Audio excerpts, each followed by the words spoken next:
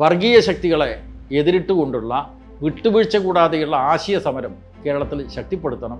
അതാണ് CPM-ഉം ഇടതുപക്ഷവും ഇപ്പോൾ ചെയ്യാൻ തീരുമാനിച്ചിട്ടുള്ളത്. പക്ഷേ ഇന്ന് BJP സംഘപരിവാരം നായാടി മുതൽ നമ്പൂതിരി വരെ എന്നുള്ള മുദ്രാവാക്യം മുന്നോട്ട് വെക്കുമ്പോൾ ഈ അടിമ സമാനമായിട്ടുള്ള ജീവിതം നയിച്ചിട്ടുള്ള നായാടിക്ക് എന്താ തോന്നൽ?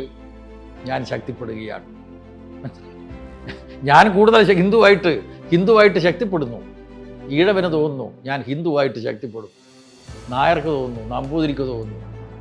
അപ്പോൾ ഇങ്ങനെയുള്ള സോഷ്യൽ എഞ്ചിനീയറിംഗ് നടത്തിക്കൊണ്ട് ഹിന്ദുത്വ രാഷ്ട്രീയം ശക്തിപ്പെടുത്താനാണ് കേരളത്തിൽ പരിശ്രമം നടത്തിക്കൊണ്ടിരിക്കുന്നത്. ആ ഹിന്ദുത്വ രാഷ്ട്രീയം ശക്തിപ്പെടുത്തുമ്പോൾ നമ്മളതിനെ പ്രതിരോധിക്കാൻ എന്താണ് വഴി?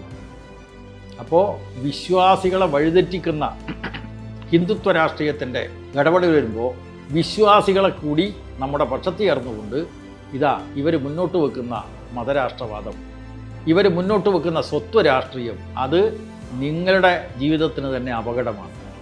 അപ്പോൾ വിശ്വാസികളെ കൂടി ചേർത്ത് പിടിച്ചുകൊണ്ട് വർഗീയവാദികളെയും തീവ്രവാദികളെയും ഒറ്റപ്പെടുത്തുന്ന ഒരു സമീപനം നമ്മൾ സ്വീകരിക്കണം. ഇത് CPM-ൻ്റെ കഴിഞ്ഞ പാർട്ടി കോൺഗ്രസ് അംഗീകരിച്ച പ്രമേയത്തിൽ ഉണ്ട്. സൂക്ഷ്മമായി വായിച്ചാൽ മനസ്സിലാക്കാൻ പറ്റും. കേരളത്തിൽ ഈ തെരഞ്ഞെടുപ്പിന് ശേഷം അംഗീകരിച്ചിട്ടുള്ള സംസ്ഥാന കമ്മിറ്റിയുടെ തെരഞ്ഞെടുപ്പ് റിവ്യൂ റിപ്പോർട്ടിലും കൃത്യമായി ഇത് പറഞ്ഞിട്ടുണ്ട്. വിശ്വാസികളെ കൂടി നമ്മുടെ പക്ഷത്ത് ചേർത്ത്. കാരണം വിശ്വാസികളെ വഴിതെറ്റിക്കാനാണല്ലോ അവർ പരിശ്രമിക്കുന്നത്.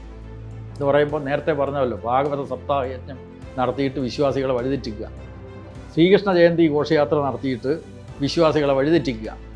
അപ്പോൾ ചരിത്രം അവരെ ഓർമ്മിപ്പിച്ചുകൊണ്ടേയിരിക്കുക. ആ ചരിത്രത്തിൽ അസമത്വത്തിൻ്റെ സിദ്ധാന്തമാണ് ഹിന്ദുത്വം മുന്നോട്ട് വെക്കുന്നത്, ഇപ്പോൾ ഉയർത്തിപ്പിടിക്കുന്നത് എന്ന് ജനങ്ങളെ ബോധ്യപ്പെടുത്തുക.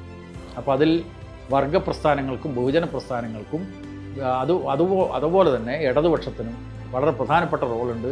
ഇടതുപക്ഷത്തിന് മാത്രമേ അത് നിർവഹിക്കാൻ പറ്റൂ.